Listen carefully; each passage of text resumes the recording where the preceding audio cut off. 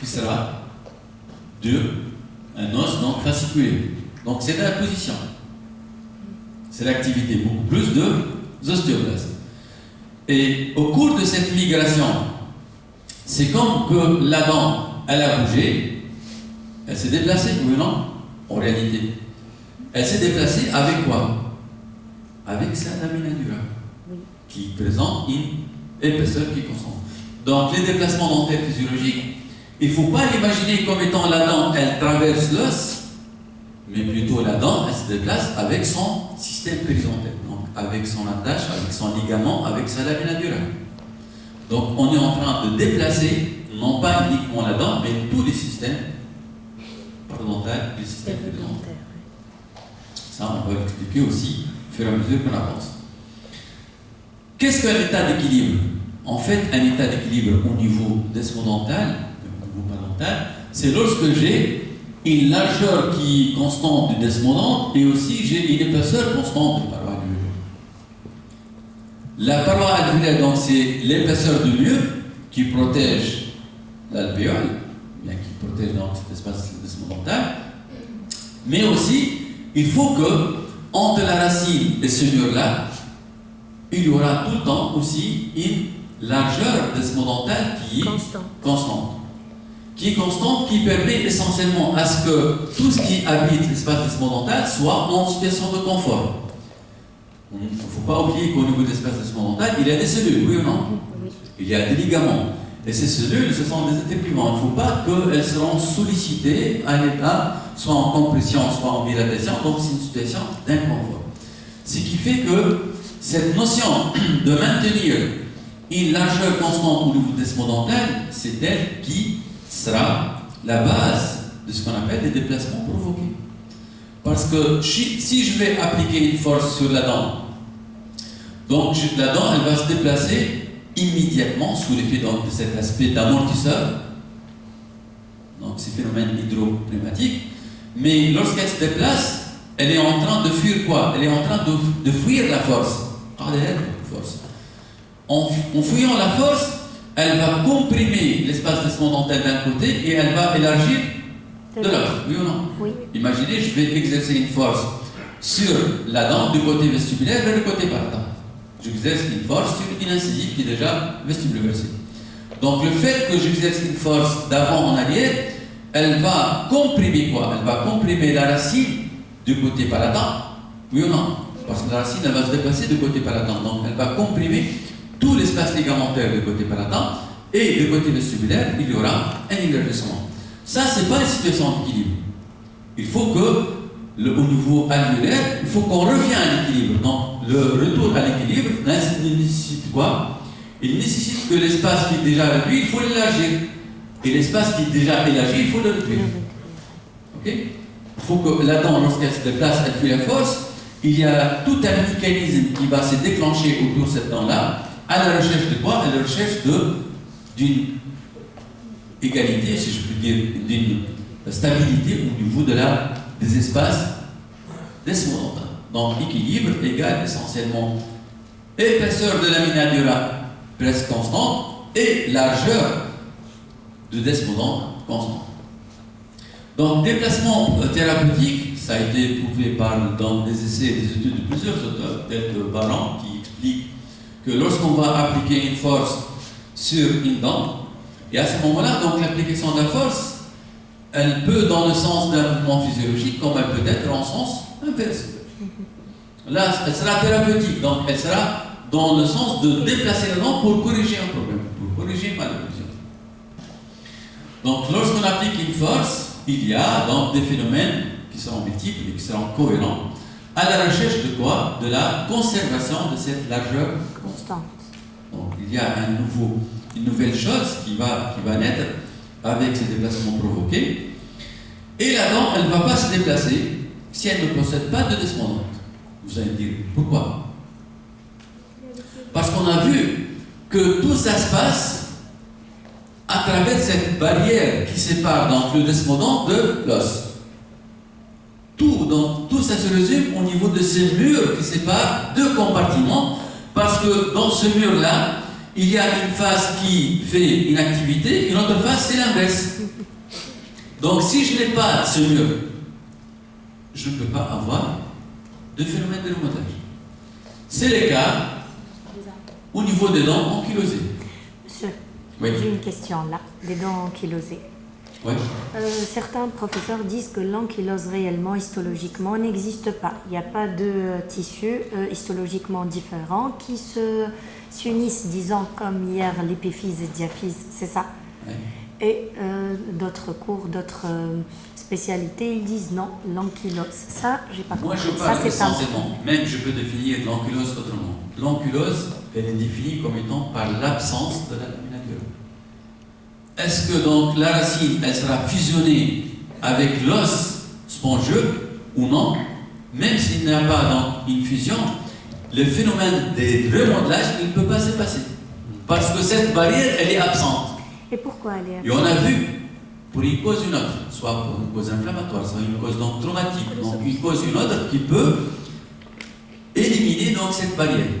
Réduire donc bien faire éliminer cette barrière, donc vous allez éliminer la différence entre ce qui se passe à droite et à gauche, entre ce qui va se passer à l'intérieur et à l'extérieur. Le fait que vous n'avez pas donc cette barrière, que ce soit à cause de cette ankylose, comme je l'ai dit, en absence, ou bien dans les implants, parce qu'on dit dans les implants, on ne peut pas les déplacer. Pourquoi? Parce qu'on n'a pas de quoi? De ligament. On n'a pas de ligament. On n'a pas de lamina dura. Les ligaments peuvent plus ou moins être, un néoligament peut se créer par des fibres qui essaient de se rattacher à l'implant, mais je n'ai pas cette corticale osseuse qui fait donc la barrière et qui permet ce remodelage. Donc la dent, elle se déplace à tout moment, à condition qu'elle a un desmodont. Un desmodont, donc déjà, on va pas dire qu'il est sain, ainsi dit. Un desmodont qui présente essentiellement donc cette corticale osseuse de l'os alvéolaire, donc cette lamina dura. Lorsqu'on applique une force, on aura un effet immédiat. Faites l'expérience, mettez votre doigt sur la dent et poussez. Vous allez donc avoir un effet de déplacement immédiat. Le déplacement immédiat, il est dû à la dépressibilité du desmodont. Vous savez que le desmodont, il a une largeur un peu variable qui peut aller donc de 0,3 à 0,5 en fonction des endroits. Et au niveau donc c'est un tissu, il n'est pas dur. Les ligaments, les vaisseaux, les cellules, ce n'est pas de dur. Donc le fait de comprimer, la racine, elle peut bouger un petit peu de cette quantité donc, de largeur de l'espace desmodontal. Et ce déplacement immédiat, il est sous l'effet, en grande partie, ce qu'on appelle de mouvements hydriques, donc des mouvements liquidiens. L'eau qui existe au niveau donc, des desmodontes, le fait que je pousse d'un côté, il y a de l'eau qui va échapper du côté de la pression, il va aller de l'autre côté. Donc ces mouvements liquidiens, c'est lui qui va donner donc, cette notion d'effet d'amortisseur hydropneumatique, tout ça donc, pour éviter le choc.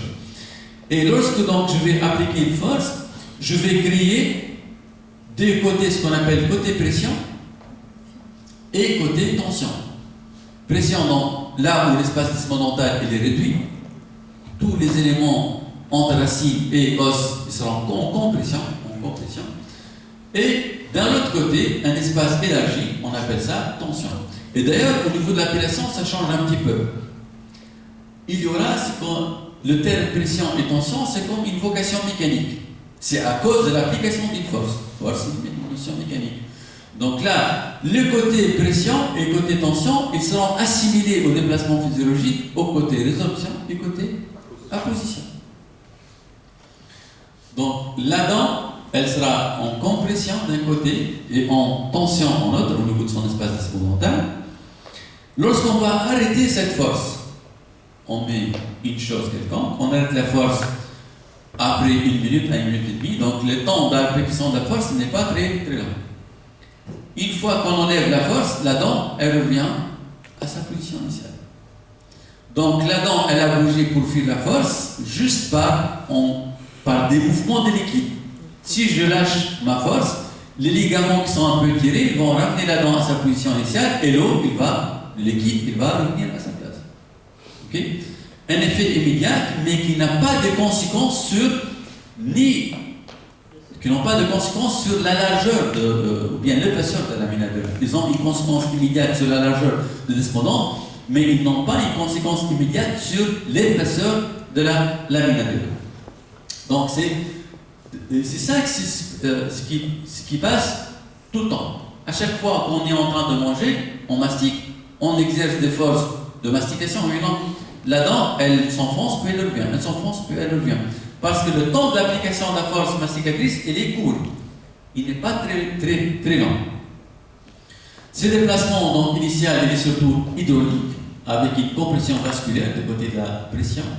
Ça va provoquer une petite fuite de liquide, une oblitération donc, des vaisseaux de ce côté-là. Et du côté de la dilatation, du côté de la tension, une dilatation vasculaire.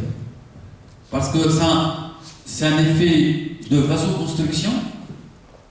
Le fait que je vais comprimer la racine contre la lamina dura, ces vaisseaux, ils vont un petit peu en construction. Pourquoi? Parce que c'est une zone de pression. Si donc les vaisseaux, ils vont drainer davantage de l'eau, ils vont faire passer donc les liquides vers cette zone qui est déjà en compression, donc ils vont faire une surcompression. Donc c'est pourquoi les vaisseaux ils vont faire une vasoconstriction pour réduire l'échange liquidien avec cette zone qui est déjà en compression. Alors que de le côté donc, de la dilatation, du côté de la tension, les vaisseaux ils vont s'y dilater, ils se préparent pour absorber donc, les liquides qui viennent vers cette zone-là. Ils se préparent pour absorber l'excès liquidien. Et si la force, elle augmente en intensité, donc il y aura une déformation de tissu osseux, ce qu'on appelle une flexion angulaire, jusqu'à la fracture. Je donne souvent donc l'exemple où un enfant, bien un patient, qui fait une chute. Donc lorsqu'il chute, donc, le contact entre la dent et le sol, ou bien le contact entre la dent et un objet solide, il va créer une force immédiate, mais qui augmente rapidement l'intensité, oui ou non? Oui. C'est le poids de sa tête, ou bien donc le poids de quelque chose qui tombe. Donc c'est une force immédiate, mais qui augmente en intensité. La dent, elle se déplace immédiatement de cette petite quantité de 0,5 mm, mais c'est insuffisant. L'os, il va faire une petite flexion, mais c'est quand même insuffisant, jusqu'à on aura soit la fracture de l'os, et ou la fracture de la dent en elle-même. Donc là, en fonction de l'intensité de la force qui augmente rapidement, j'aurai un déplacement immédiat de la dent, possibilité de fracture, et à la fois de l'os et ou de la dent. Mais nous, lorsqu'on va déplacer les dents, on ne cherche pas à amener jusqu'à la fracture de l'alvéole. Nous, on cherche à déplacer la dent en gardant toujours donc, cette notion de petits mouvements de possibilité. Donc, je vais appliquer une force, c'est vrai, mais il faut que la force soit faible pour que j'aurai uniquement une réduction de l'espace desmodental. Non pas même une oblitération de la totalité de l'espace. L'effet à court terme, donc j'applique une force et je la maintiens. Elle dépasse les 1 minute et demie, même plus. Donc ces effets seront les conséquences directes des déplacements immédiats. Donc les déplacements immédiats, on a dit, j'ai une zone de compression, une zone de quoi? Tension. Ok? Mais cette zone de compression et cette zone de tension, il y a une zone de pression et une zone de tension, c'est une situation d'équilibre ou bien de non-équilibre? Non-équilibre, on a dit équilibre égal épaisseur de la lamina dura constante et largeur de descendante constante. Donc le fait d'appliquer une force, j'ai créé une situation de déséquilibre. Elle est due à quoi? Elle est due à la réduction de l'espace d'un côté et l'augmentation de l'espace de l'autre côté. Donc cette notion de déséquilibre, il faut qu'elle va déclencher des mécanismes histophysiologiques qui recherchent à retrouver de nouveau l'équilibre. Retrouver de nouveau l'équilibre, comment? J'essaie d'élargir le descendant là où il est en compression et j'essaie de réduire le descendant là où il y a la tension. Ok? Donc c'est à ce moment-là que les mécanismes histophysiologiques vont se déclencher réellement. Ce n'est pas uniquement un effet immédiat. Donc du côté de la pression, qu'est-ce que j'aurai? Qu'est-ce que j'ai? Donc j'ai une paroi dentaire, la racine, et j'ai une paroi alvéolaire. Est-ce que je vais résorber la racine? Ça, c'est une pathologie. C'est pas. Qu'est-ce que j'ai? J'ai l'os, ok, qui est en contact de la racine, donc du côté de la pression. Pour élargir donc l'espace desmodental, qu'est-ce que je fais? Il faut que je gratte au niveau de l'os du côté de desmodante. La paroi desmodantale. Mais si je gratte de l'os du côté de desmodante, Paroi endossée. donc je vérifie la deuxième condition de l'équilibre, c'est quoi? Il faut que je fais. C'est bien, donc on revient à cet aspect des déplacements physiologiques qui seront appliqués suite à l'application de force. Là, j'aurai une résorption du côté de la pression, mais cette résorption, elle sera différente. En fonction de quoi? En fonction du degré de la réduction de l'espace desmodental. Donc, si j'ai un espace desmodental légèrement réduit, on va déclencher donc ce qu'on appelle la résorption directe. Et si l'espace desmodental il est complètement réduit, on va déclencher ce qu'on appelle la résorption indirecte. Et je vais expliquer ça. La première, bien le premier type de résorption, il est normal, c'est ce qu'on cherche. Le deuxième, il est à éviter, il est pathologique. Donc, le fait de déclencher donc une résorption indirecte, ça pourrait, ce qu'on appelle, générer une ionisation. Donc là, je dis en fonction du degré de la pression, du degré de la réduction de l'espace desmodental, ça signifie quoi? Ça signifie en fonction de l'intensité de la force. Si je vais appliquer une force qui est faible, ou bien je vais appliquer une force très importante. Force importante.